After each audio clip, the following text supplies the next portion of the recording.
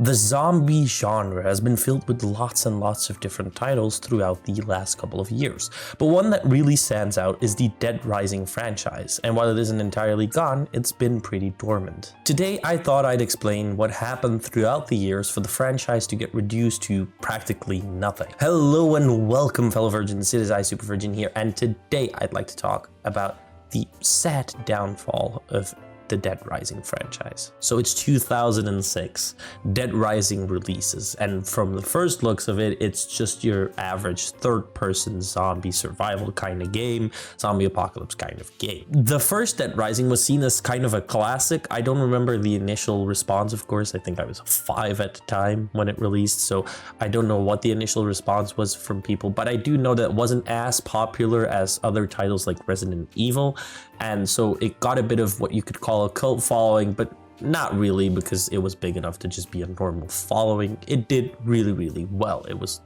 claimed a good game. Of course, it was able to stand out a lot because it had lots of different mechanics that you would not see in any other game.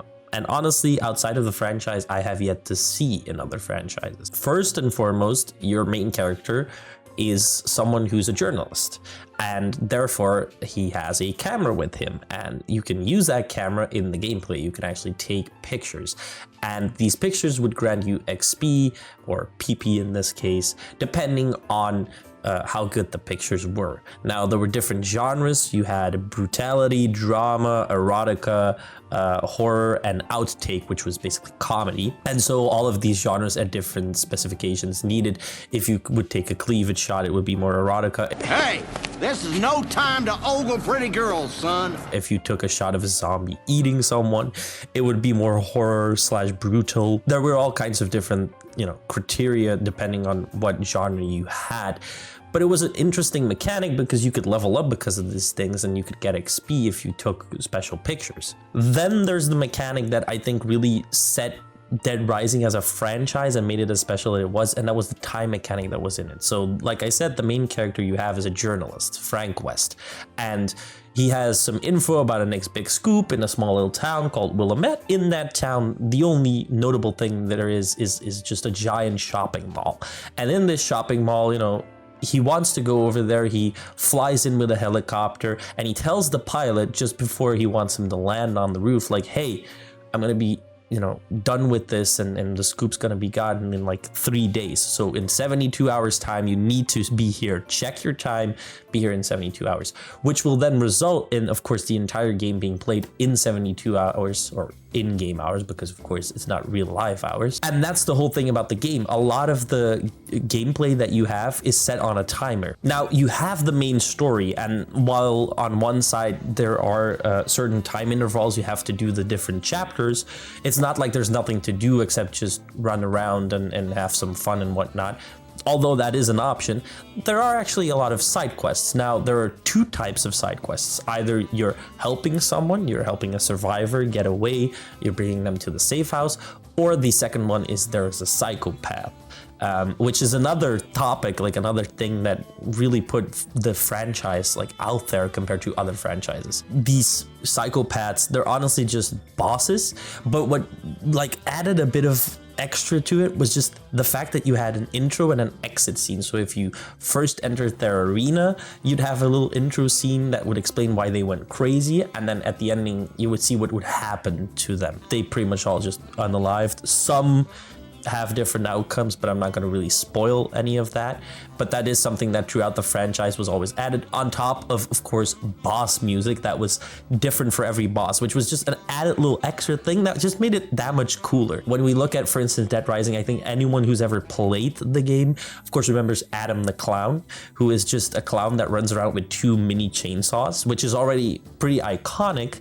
But then when you find out his story, it is actually kind of sad. Basically, he's a clown, he likes to make people laugh, the zombies came, everyone started screaming, he probably kind of got traumatized, it broke him, everyone was screaming, crying, whatnot, he saw people getting unalived and whatnot, and so he started going insane. And what he does is he puts people in an amusement park ride and lets the amusement park ride keep going so that the fun can keep going. So when something happens and Frank West tries to turn this amusement park ride off, Adam comes and says hey, you're not gonna do that, and that's when the boss fight starts. And it's such a cool little extra thing that doesn't need to be added, but it adds so much more to these boss fights that make it so much more cooler. Also, in this game, because you know everything is an item that you can use to fight zombies with, when you do actually fight a boss and they get unalived, they drop their weapon. So where their fight ends, each time you enter that area, you actually are able to get that weapon again. So you can get a mini chainsaw, you can get a lot of different weapons in Dead Rising, which is another additional cool little thing to these boss fights. Now, Dead Rising, like I said, wonderful game, some very unique mechanics that really set it apart from a lot of different other zombie games. I absolutely adore it, and you know, there is a remake being made that's set to release for this September. I won't be talking about it just yet. That's for later in the video, because you know I want to do this a bit more chronologically. But first, let me ask you a question. Are you subscribed to the channel? Because if so far you've been enjoying this video, well, I upload every Thursday and Saturday another gaming commentary video just like this. So if you're enjoying the video, why not subscribe to the channel and help me out? Now, Dead Rising, it was very popular. Like I said, it still had quite a bit of a following.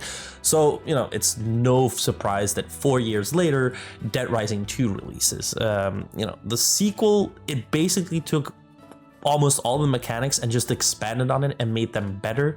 The time mechanic was stretched a little bit, so you know, in Dead Rising 1 it was very, very tight, where you know you couldn't do everything if you wanted to. In 2 it was a bit looser, you still had to focus on things, but you had a bit more free time to do this or that and still not, you know, fail missions or fail the story and whatnot. Now, the camera mechanic was no longer a thing in the second game, but every other mechanic, like I said, was pretty much improved on. Now, that doesn't mean that they just removed things and improved things. They actually added something that was another thing that I feel like really set the franchise apart, which was combo weapons. Now, games make combo weapons. I think when we see Dying Light or Dead Island, those types of games, they add these, like, you know, a spiked bat, an electric mace, you know, stuff like that.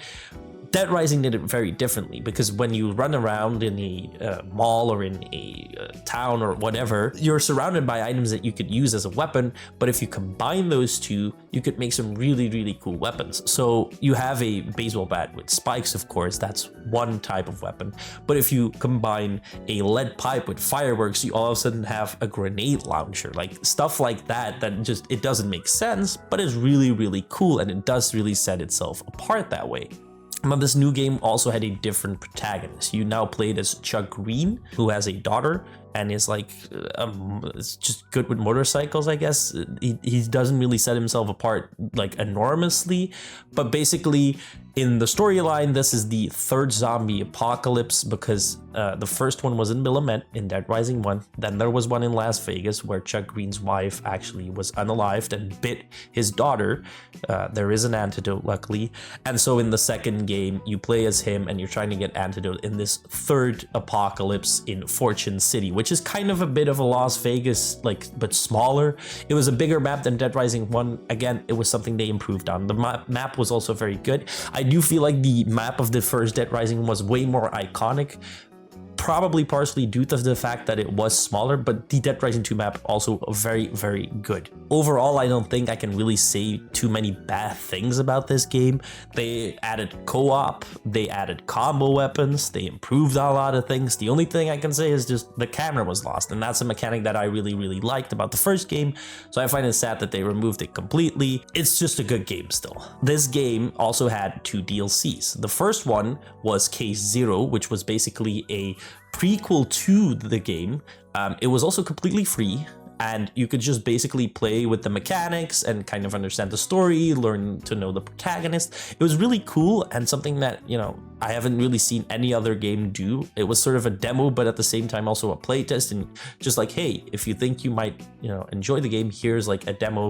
You could put up a few hours in that. I think if you play it normally, you spend like 2 or 3 hours and the game's done, but still, that's like quite a few hours to just test a game, knowing that, you know, Steam gives you 2 hours before you can't refund anymore. And then the other DLC is Case West, which it's a bit of a weird one. I don't think it's actually canon, or maybe it is. I don't really understand that whole idea behind it. But basically, when you get one of the endings of the second game, the DLC takes place like minutes after that, and Frank West appears, saves Chuck Green's ass, and then they just go over and go to some random lab, and then they try to find something there, some evidence as to that this happened due to the government. Or it was a really weird DLC. Pretty good though.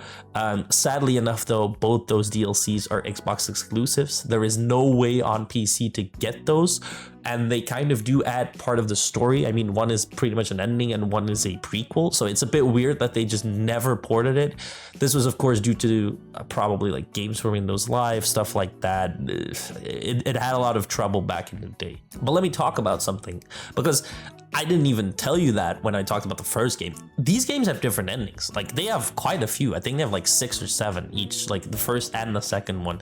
I think the third one as well, but we'll talk about that later. Like, they all have different endings, and some of them are really hopeful and good, and they're just like, happy ending, yay, everyone, the good guys win, the bad guys lose. And then there's other endings where your character just straight up gets unalived, and that's like a canon ending, like an ending plays. It's just like, yeah, that's how your story ends. It's crazy how that can happen, but it's also really cool because the way the game works, of course, is you have levels, you have 50 levels, and let's say you fail the game, but you're level 22. Well, you can restart the game. You don't need to, but you can restart the game as a level 22 character. So any upgrades you got on your character are brought back over to a new save file, and that might add, you know, that extra little bit you needed to get through the game faster or better. So honestly, also a cool little thing. Now, between Dead Rising 2 and Dead Rising 3, there was also a different game called Dead Rising 2 Off the Record. For me, that was my first game in the franchise. And it was like released, I think, a year after Dead Rising 2. And it basically just asked the question, what if Dead Rising 2, instead of playing as Chuck Green, you played as Frank West? What if he was the protagonist of that story? Now, that is completely non-canon to the story, so that doesn't go further into the story later. But it was a really cool thing, and it was basically just a Dead Rising 2 Deluxe Edition. They added the camera mechanic back. They added like a new area to the game, like a whole new area to the map. They added a bunch of new combo weapons, a bunch of new items, like all kinds of different things. It was just addition. They changed up the story a little bit, but not too much. Honestly, really cool. I really enjoyed that game, and I think if you really enjoy or really think you like Dead Rising 2, well, you're gonna enjoy Off the Record. And I'd say, you know, like I said, Deluxe Edition, you're gonna want to play that one. I just wanted to say before I go over to 3 that something like Dead Rising 2 Off the Record is something that I've never seen any other franchise do, and I absolutely love it. I don't understand why we don't do this more with games, where like a game has a certain like character, it's like a franchise, and then the next game a different protagonist is added, but then they make a spin-off game that basically just says, but what if the protagonist of the first game is the protagonist you play as in that second one? Like, it's such a cool thing. It's kind of like in my different video, like my previous video where I talk about remakes or remasters, it's kind of like that. You could compare that as well, where instead of, you know, a remake or a remaster, you just change up the story with a different protagonist that people also love. Honestly, really cool mechanic. Then 3 years we go by, and Dead Rising 3 is released, and it brings us further into the franchise, further into the story, a lot of years further into the story, and you play as Nick Ramos, who's a mechanic. Now, you're in some sort of town. This is no longer, you know, Fortune City, which is kind of like Las Vegas. You're no longer in a mall. No, you're now in a town, so a lot of a bigger map. This game got a bit of a mixed response, and personally, I do believe Dead Rising 3 is a good game, but I understand why it wasn't deemed as good as the previous games. It did like improve on a few things, but it also sort of started to lose what made the franchises special. Psychopaths were still in the game, and luckily most of them were actually really good. I remember the fat lady in a scooter. That was just an absolute fun boss fight, and it was so iconic, and I really liked it. But then the main protagonist went from, like, in the first one it was just like, hey, I'm Frank West, I've covered wars, you know, like, he's a journalist, but he's a badass. And then Chuck Green, he rides motorcycles, and he's cool, and he has his daughter, and he's gonna fight for his daughter, and it's cool. And then you have Nick Ramos, he's like, oh my god, oh my god, he's like scared of everything. And then at the end of the day, he's still as badass, maybe even more badass than both Chuck Reed and Frank West, but he doesn't act it. And that's just what I really, really dislike about that game. Next to that, of course, I also do kind of dislike the fact that the time mechanic was it wasn't removed, but it was loosened up so much you could just mess around entirely. There was no sense of like anything. Like there was no urgency to the game. Like you could just casually play the game, and like instead of having 3 days and it would be like, yeah, you have 72 hours, it was just like, oh, you have 3 days. Like that, it was almost in real life hours time. Like you could spend probably, I think, 20 hours doing nothing of the story and still complete everything, including side quests. That's how little it cared about the time mechanic, which was sad. It also again lost the camera mechanic. Sadly enough, that was removed again. In the previous game, survivors, you needed to help them. You need to bring them to the safe house. That brought some frustration to it because sometimes survivors would be stupid and get, grabbed by zombies. But in the third game, they're just beasts sometimes. Like they just destroy entire hordes, and most of the times you don't even need to bring them to a safe house. I don't think there's actually any quest where you have to bring them to a safe house. You just have to help them. It's like fetch quests, like go get me this or go do that, and then if you've done that, then I'll join you. And then you can just go to a safe house and you can call them as a bodyguard, which is a very different thing than what the previous games did. I find it a lot weirder that they did this, but it's a bit of a mixed bag for me. They also added combo weapons that would be able to get like comboed again. So for instance, you could have boxing gloves with knives so that you'd have like claws, but then you could add a dragon mask to it, and then you could add wings to it, and then you could add fireworks so that it would breathe fire. And that was like a 5 combo, and there were just a few. I think there were 5 or 6 weapons that could do that, but it was definitely something cool that, I mean, it was interesting that you could keep upgrading those weapons and they could get better and better and better at clearing hordes. That was definitely cool. There is one thing that I think is the biggest downfall, next to the time mechanic, of course, being gone for the majority of the part, was just the way that levels worked. So in the first 2 games, when you leveled up a character, it would randomize what stat you would get. You'd either get health, you'd get speed, you'd get more attack damage, more throw damage, like a bunch of different stats. And it wouldn't be fully randomized so that, you wouldn't just get one stat constantly if you were unlucky, but it would kind of look like, hey, what stat didn't get upgraded yet? Oh, bam, you'll get this stat. There was a sense of like randomness, but also a bit of like a good thing to it. And then in the new game, it was just like, oh yeah, you level up, and then in low levels you get like 1 skill point, and then later you'll get 2 or 3 skill points, and then every skill that you need to tier up you can just choose. And so you could just choose what your character got better at. But the problem that mostly came with that, because for me, I didn't think that was a big problem, but what you had was you had a certain upgrade that you could get for categories of weapons. So every weapon has a certain category, and when you do a combo weapon, you need to have a specific weapon.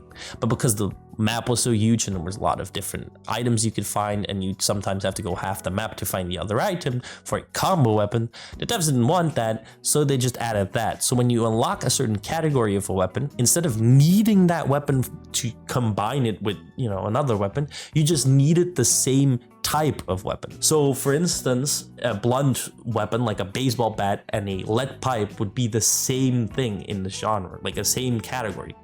What problem does this give? Well, instead of having to find a baseball bat with spikes to make, a spiked bat, you could now find a lead pipe and spikes, and it would make a spiked bat.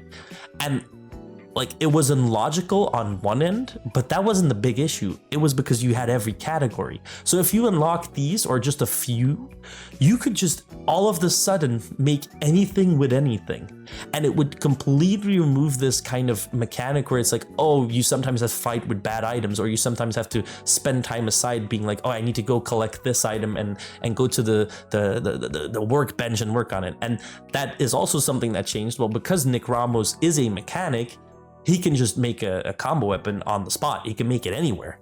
That is not like, it's not a bad thing, but like the combination of those two kind of removed that. And I think a lot of people dislike that a lot. And I think it's why it's a mixed bag. I think it stands at like 70% positive. It's a good game, but it's not, it was at that time the worst Dead Rising game until, a certain something released. And then, oh God, Dead Rising 4. For everyone who doesn't know, that is, I think, legitimately the sole reason the franchise is dead. The reason why it's gone. The reason why we haven't heard from it since, like, what was it, 2016? You know, it went from Dead Rising 3, where it was like, it was going in a bad direction, but it would still be a good game, from just, yeah, this is unsavable. What I mean by that is just everything in this game was a downgrade. And I'm not exaggerating when I say that. Everything in the game was a downgrade. There were less combo weapons than the previous game. I think maybe even less than 2 off the record, but more than 2. So it was somewhere between that. But there were way less than Dead Rising 3. I don't know how you do that. You could literally just copy over each and every combo weapon and just add a few to them. Psychopaths, completely gone. The whole mechanic, gone. It was just random little boss fights that had no soul in them. So bad. Then you had the story. The story was so goddamn shit. You're playing as Frank West again, but when you look at the story, you have the first game, which you're playing as Frank West. You have the second game, you're playing as Chuck Green. And if you look at Case West, or if you're looking at 2 off the record, Frank's a bit older at that point, right? He's getting a bit older. I think in the first game, he might be 30 or 40. In the second game, he's going to 50. You know, in the third game, he's already quite old. He might not still, you know, be as good or at fighting zombies or be as badass as he used to be. So when we're looking at Dead Rising 4, chronologically speaking, if it takes place later, he should be old. But now all of a sudden, we're back to Willamette, but now we're at the town, not the shopping mall. The shopping mall is just only a small part of the map, and it's not, like, downgraded as well. It's not as good as it was before. But then he's voiced by someone else? Like, the first 2 games, and like the first game and the second off the record, it was played by, I don't remember his name exactly, but his voice actor was perfect. For me, that is Frank West. And then all of a sudden, before, there was just a different character. He's cringy, he's not cool, he's not badass. That guy hasn't covered Mars, you know? They also add some sort of super suits to the game. Like, you get this suit and then you can kind of, it was just really weird. It just didn't work. It was just bad. Everything about it was just bad. Forget multiple endings, by the way. That was also way too much work for the devs. Multiple endings completely removed. No, we have one ending, and I'm gonna spoil it. So spoilers for Dead Rising 4. Not that you're gonna want to play it, but spoilers for Dead Rising 4. You heroically die because the helicopter tries to launch, and you fall out of the helicopter and save someone. I don't know, you sacrifice yourself for that someone, and you fall in the zombie horde tears you to pieces. And you think that's the ending, right? You think that's it. You know, Frank was gone. That's how they ended. You know, it might be fitting for the end of the franchise, honestly. But no, then you get a DLC where you play as Zombie Frank. And Zombie Frank is the first zombie in the entire franchise that somehow is able to turn back into a human. And I'm not even kidding. That's the entire plot of the DLC. You just turn back into a human, you just escape again. It baffles me that they thought, like, I understand a zombie DLC can be cool, but just make it non-canon. Just make one ending where Frank gets turned into a zombie, and then make the DLC where, you know, he is a zombie. And then not him turning back into a human, no, him just unaliving a bunch of people, and then having his ending where he's like some sort of zombie king. That would be cool. That would be cool. Non-canon, so it can be illogical. Add combo weapons. A lot more psychopaths. Maybe psychopaths are a bit more humane, and they're like, oh, I don't want to, you know, what's this random special zombie doing? Like, it would be so cool. But no, they had to ruin it. So now we're 2024, and it's been 8 years since Dead Rising 4's release. The franchise kind of just slowly just died off. There have been other games. I remember the first game was released on the Wii. There was a mobile game that I actually played when I was younger. I played it on the iPad. I don't really know much about it. I think it was just a really, really bad port. It wasn't even a port. It was just a roam around game with really bad graphics, but it was kind of fun. It was like $5, so it wasn't really that bad, especially when you compare it to a lot of different iPad and iPhone games. And after the release of the 4 game, you know, the developers knew that they weren't delivering a good product. product. They knew it from the backlash as well. And so there would have actually been a 5th installment where you play as Chuck Green again from the 2nd game. You play in Las Vegas. So that story that I told you before, that you take place, the 2nd outbreak in Las Vegas, you would play there with his daughter, and it would be a lot more grounded, a lot more like, oh, you have to escape this zombie apocalypse, like a lot more horror-esque. And I don't think I dislike that. But of course, I think the studio just got scrapped, or the project got scrapped. Capcom just said, nah, we're not doing Dead Rising anymore. Now, you know, I've loved the franchise for years, and it's so sad to see it go from what it was with the 1st and 2nd game and Off the Record, and then just going downhill a bit and then just dropping completely. Like, it really makes me sad. However, a beam of shining light hit my face last week when I opened up YouTube and saw it right there. DRDR, Dead Rising Deluxe Remaster, baby. Fuck yes! Frank West is back, baby. We are doing a remaster of the 1st game. It's all up in the new re-engine. It's looking cool. It's looking fine. I love it. Now, this is a pretty long video, right? I've been talking for quite a lot, been yapping way too much, but I'm just gonna be honest with you and say that I am pretty damn excited about this. I think we need a lot more Dead Rising action, and this might actually be the way that they either, you know, remaster each one of those games, the 1st, the 2nd, the 3rd, the 4th one they can just throw away in the trash completely. Let's forget about that one, but they can revive the franchise with this. I think it's what the franchise needed, and I hope a lot of people will play the game now. It isn't exactly a new game, but this might just be what the franchise needs to get back in the game. Now, it looks good. Graphically speaking, it looks good. They added some gameplay improvements. I'm excited for that. But why the hell did they make Frank West so goddamn ugly? There's one shot in the very beginning of the trailer when you watch it where he's like hanging out of the helicopter, and he kind of looks like that would be Frank West high definition in my eyes. But then they go over and his nose is like, it's just his nose. I think it's such a big nose compared to what the original game looks like. Like, they literally do a comparison in the trailer, and it just looks so different. Like, every character just looks high definition version of themselves, but Frank West looks so weird. And then there's actually already a DLC that they're going to be releasing to have the original Frank West model. So they're already trying to monetize that stuff. It's Capcom. This might actually be a pretty scummy thing that they're trying to do. It might be a bit of a cash grab. Now, the original voice actor from the game is also replaced. I now have the name right in front of me. I've written it down here. It was Terrence J. Rotolo, which is the guy that was in the 1st game and in Off the Record, but he wasn't the voice actor for Frank West in the 4th game, and he won't be the voice actor for this game. Now, what I find weird is that if they change up the voice actors completely for each and every single character, well, that would be logical, right? They need new voice acting. They need to replace everything, make it higher quality, maybe. I don't know. If it's only the protagonist they change, right? Like, every other character, even the side characters and whatnot, just stay the same. Why they'd have to change, like, the main protagonist? Like, is this some sort of licensing issue? Is this some sort of issue with, like, the voice actor no longer, like, giving consent?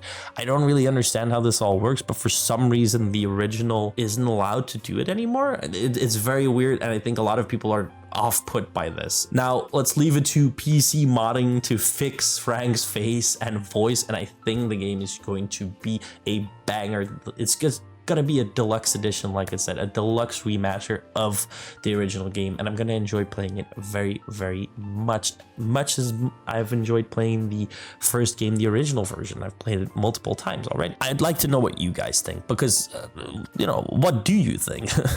Is like this what the Dead Rising franchise needed? Like, is this the way it gets revived, or is this, like I said, a bit of like a cash grab for Capcom? I don't really know, and I guess we'll have to find out, but I'd like to know your opinion about it. Leave it down in the comments below, and when you're scrolling down there, why not press that subscribe button and subscribe to the channel for more content just like this every Thursday and Saturday. Anyhow, I hope you have a great day.